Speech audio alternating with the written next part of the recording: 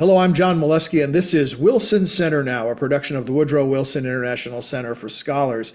Today, my guest is Benjamin Gedan, director of the center's Latin America program. He joins us to discuss Secretary of State Marco Rubio's recent visit to some of our neighbors in the Western Hemisphere. Benjamin, welcome. Thank you for joining us. Thanks for the invitation, John. So, Benjamin, but when we were speaking prior to the trip, you mentioned that it was significant that Marco Rubio's first trip was to Latin America. So I did a little research. In 2001, Colin Powell went to Mexico, but only for one day, along with President Bush, and then he went on an extended trip to the Middle East. You have to go back to 1912 to find a Secretary of State who made an extensive trip to Latin America. That was Philander Chase Knox, a former Pennsylvania senator who traveled to Panama, then spent a month crisscrossing Latin America from Nicaragua to Venezuela. With that historic reference point in mind, why is it historic, or why is it significant that Marco Rubio chose this as his first international travel?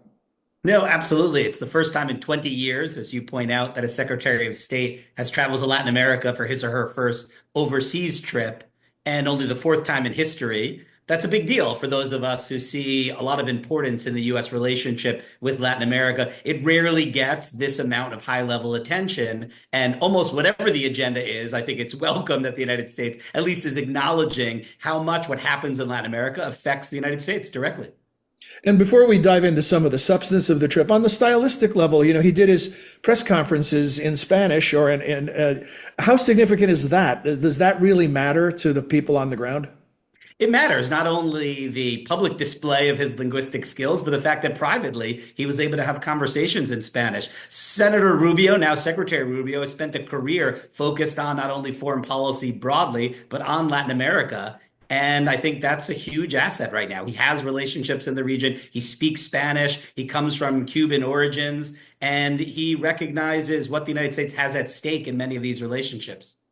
So you also said in prior to the trip that we would have hints afterwards of what inter-American relationships will look like during the next 4 years.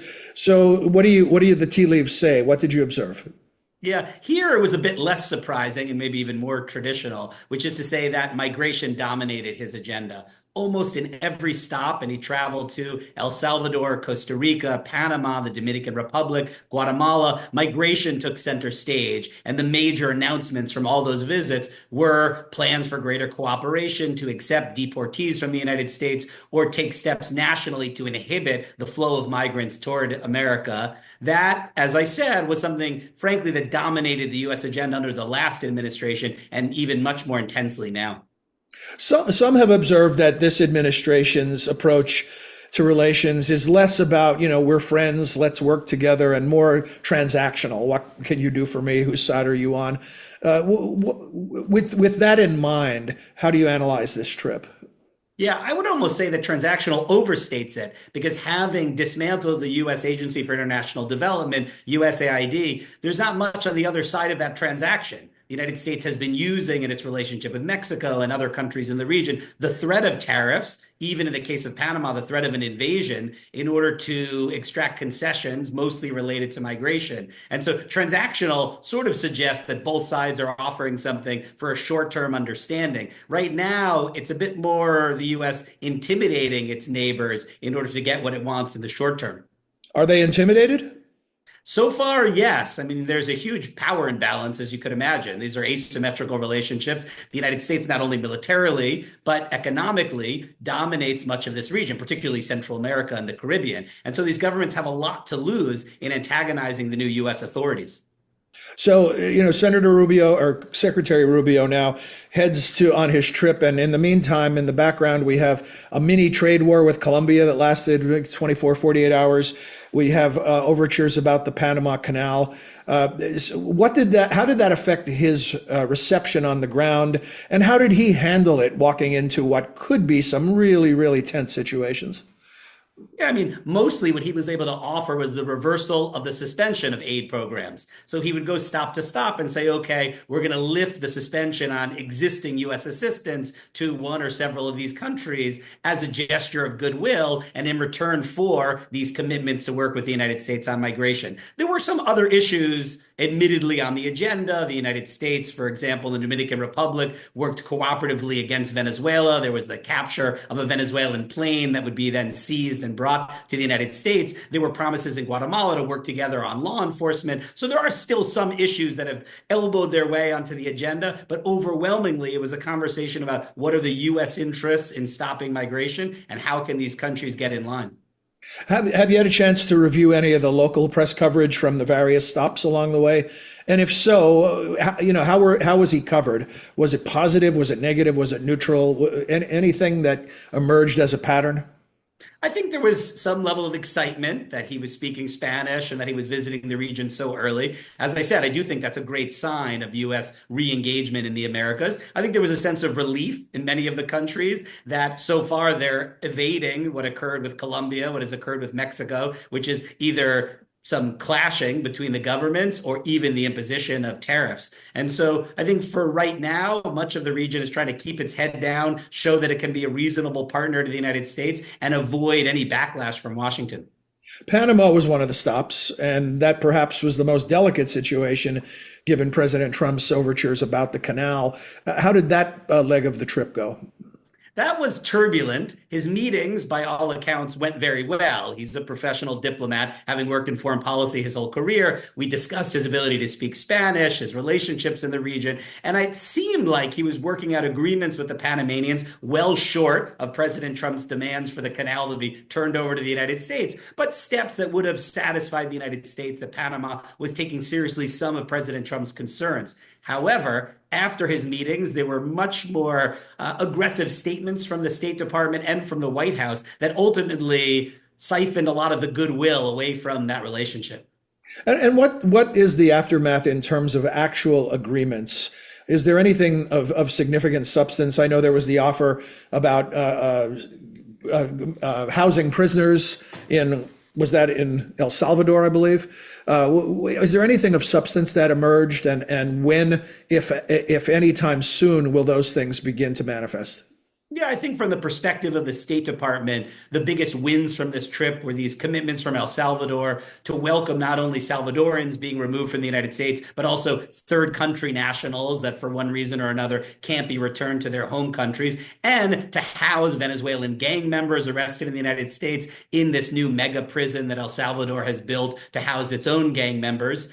Even a suggestion that United States citizens might be deported and sent to El Salvador to be detained. And then in Guatemala, a big increase in the number of deportation flights that the country would be willing to absorb and reintegrate those Guatemalans into the Guatemalan society.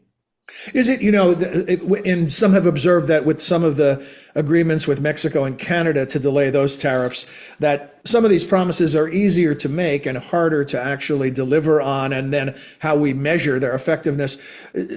How does that notion apply to any agreements that were made during this trip? No, I'd say there are long-term costs to this transactional, short-term approach to these relationships, but these are substantial benefits for a migration agenda. So seen narrowly through the focus of the ability of the United States to meet its new ambitious targets for deportations, it does help to have partners in the region so willing to accept these deportation flights and willing also to accept third country nationals, something Guatemala, in addition to El Salvador, has offered to do. The white noise that lingers in the back of all of this discussion that we haven't mentioned explicitly yet is the China factor, and how much of this is about China's growing influence in the region and the U.S.'s attempt to counter that. Were any inroads made in that regard? I mean, in many ways, the United States is serving China's interests in the region. China, in the middle of the big dispute between the U.S. and Colombia, announced that it had its best relations with Colombia in decades. The United States, by narrowing its foreign assistance in the region, opened spaces for China to become a better partner. The change in the United States' approach to the region portrays China as a more consistent partner on a variety of issues. So I think it's probably a net loss to the United States in terms of its competition with China, except in Panama, where the government, at least for now, seems willing to take steps to minimize its relationship with China to respond to the threats from the United States regarding the canal. You know, I'm going to do some brazen cross promotion here and tell our viewers and listeners that Benjamin will also be our guest this week on our sister program, Need to Know, where we're going to be focusing specifically on the Panama issues. So check that out. You can find that in all the same places you find this program, and we'll go into more detail, Benjamin, on that program. So now that this trip is over and it was significant symbolically and perhaps in other ways, what does the agenda look like for the Trump administration for the United States in the region moving forward? Where are the areas that there needs to be focus? Immigration is obviously one that will always be there, but are there specific countries, specific situations that you'll expect this administration to address? Yeah, there's a lot that's unknown. The White House hasn't announced the senior advisor on the National Security Council for Latin America. The State Department hasn't announced the senior Latin America diplomat for the region. So I think there's a lot that we don't know about how the U.S. will approach the region. One of the big questions is on so-called nearshoring. Will the United States continue, as it has in recent years, encourage big international U.S. companies to invest in Latin America instead of, for example, in China and elsewhere in East Asia? Or will there be more of a focus on bringing that investment back to the United States? Will there be countries in the region the U.S. is forced to respond to, even if it's not on the priority list? I think in those areas, crisis-prone countries such as Haiti, Ecuador as well, that's in the middle of an election process and is losing, it appears, its war against organized crime. And you and I were co-panelists on an old podcast, America's 360, dearly departed podcast. And one of our frequent themes was a check on the health of democracy in the region. What does the temperature look like in that regard? And do you expect that to be a priority for Secretary Rubio or the Trump administration? Actually, I would put the defense of democracy on a list of priorities that are falling off the U.S. agenda in the Americas. Certainly, the issue is as relevant as it has been, but you didn't hear much discussion of that from Secretary Rubio. He certainly talked about Cuba, Nicaragua, Venezuela, countries where democracy has collapsed and where that individual, Secretary Rubio, has a long history of advocating for return to democracy. He didn't mention it in El Salvador, however, which has spent more than 2 years living with constitutional rights suspended. And in fact, quite the opposite. There was a celebration of the war on crime in El Salvador, despite the cost to the country's democracy. He seemed to stand by the president of Guatemala, who's hanging on by a thread and faces lots of threats to the democratic legitimacy and his presidency. But again, it's not clear issues such as democracy, the fight against corruption, and environmental defense will remain at all on the U.S. agenda for the Americas. Benjamin, thank you. As always, a concise but insightful overview of all kinds of countries and all kinds of situations happening right here in the Western Hemisphere. We appreciate your time and your expertise. Happy to do it. Thanks, John. Okay, our guest has been Benjamin Gedan, director of the Wilson Center's Latin America program. You can find more from them by visiting wilsoncenter.org. We hope you enjoyed this edition of Wilson Center Now and that you'll join us again soon. Until then, for all of us at the Center, I'm John Molesky. Thanks for your time and interest.